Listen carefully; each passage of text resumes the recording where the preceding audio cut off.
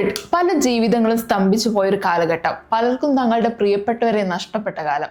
എന്നാൽ ഈ ഒരു കോവിഡ് ആളുകളെ ദ്രോഹിക്കാനുള്ള ഒരു നുണയായിരുന്നു ആണെന്ന ആരോപണവുമായി രംഗത്ത് വന്നിരിക്കുകയാണ് പ്രശസ്ത അമേരിക്കൻ മാധ്യമ പ്രവർത്തകൻ ടക്കർ കാൾസൺ. റൊട്ടാന കലീജിയ ചാനലിലെ അല്ലവാൻ എന്ന റമദാൻ പരിപാടിയിൽ മാധ്യമ പ്രവർത്തകൻ അബ്ദുള്ള അൽ മുദൈഫിറുമായുള്ള അഭിമുഖത്തിൽ സംസാരിക്കുകയായിരുന്നു ടക്കർ കാൾസൺ. കോവിഡ് വാക്സിനേഷൻ സംബന്ധിച്ച ഗുരുതരമായ ആരോപണങ്ങൾ ഉന്നയിച്ചുകൊണ്ടാണ് ടക്കർ കാൾസൺ തന്റെ നിരീക്ഷണങ്ങൾ പങ്കുവച്ചത്.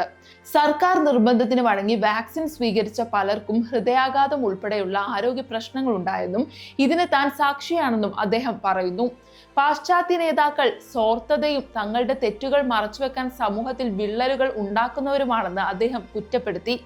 ലോകത്തെ ഏക പ്രബല ശക്തി എന്ന നിലയിൽ നിന്നുള്ള അമേരിക്കയുടെ പിന്മാറ്റവും രാജ്യത്തിനകത്തെ അസ്ഥിരതയും ചൂണ്ടിക്കാട്ടിയ കാൾസൺ മാധ്യമ സ്വാതന്ത്ര്യവും അമേരിക്കയിൽ ഇല്ലാതായിക്കൊണ്ടിരിക്കുകയാണെന്ന് ആരോപിച്ചു. ഇസ്രയേലുമായുള്ള ബന്ധം, സിറിയയിലെ സൈനിക വിന്യാസം, സെപ്റ്റംബർ 11 ആക്രമണവുമായി ബന്ധപ്പെട്ട രഹസ്യരേഖകൾ തുടങ്ങിയ കാര്യങ്ങളിൽ ചോദ്യങ്ങൾ ചോദിക്കാൻ അമേരിക്കൻ മാധ്യമ പ്രവർത്തകർ ഭയപ്പെടുകയാണെന്നും സത്യം വിളിച്ചു പറഞ്ഞാൽ കരിയർ തന്നെ അവസാനിക്കുന്ന അവസ്ഥയാണെന്നും അദ്ദേഹം വ്യക്തമാക്കി. മുമ്പ് ഇറാഖ് യുദ്ധത്തെ പിന്തുണച്ചതിൽ താൻ ലജ്ജിക്കുന്നുവെന്നും നുണകൾ പ്രചരിപ്പിക്കുന്ന അമേരിക്കൻ മാധ്യമങ്ങളെ ഇപ്പോൾ പിന്തുടരാറില്ലെന്നും അദ്ദേഹം തുറന്നു പറഞ്ഞു. യുക്രൈൻ യുദ്ധവുമായി ബന്ധപ്പെട്ട് പുടിനുമായുള്ള തന്റെ കൂടിക്കാഴ്ച തടയാൻ അമേരിക്കൻ സൈന്യം ശ്രമിച്ചതായി അദ്ദേഹം ആരോപിച്ചു.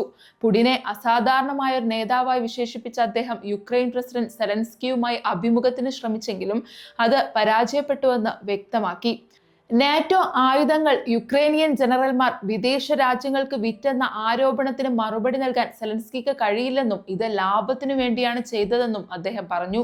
സൗദി അറേബ്യയെക്കുറിച്ചുള്ള പാശ്ചാത്യ ലോകത്തെ മുൻവിധികൾ തെറ്റാണെന്നും ഇസ്ലാമിനെ കുറിച്ച് സെപ്റ്റംബർ 11 ശേഷം വലിയ തോതിൽ നുണകൾ പ്രചരിപ്പിക്കപ്പെട്ടുവെന്നും കാൾസൺ നിരീക്ഷിച്ചു. മുസ്ലിങ്ങളുടെ ഭക്തിയോടുള്ള ബഹുമാനം പ്രകടിപ്പിച്ച അദ്ദേഹം ആ ജനതയോടൊപ്പം സമയം ചെലവഴിക്കുന്നതിലും അവരുടെ ആതിഥ്യ മര്യാദയിലും താൻ അതീവ സന്തുഷ്ടനാണെന്നും കൂട്ടിച്ചേർത്തു.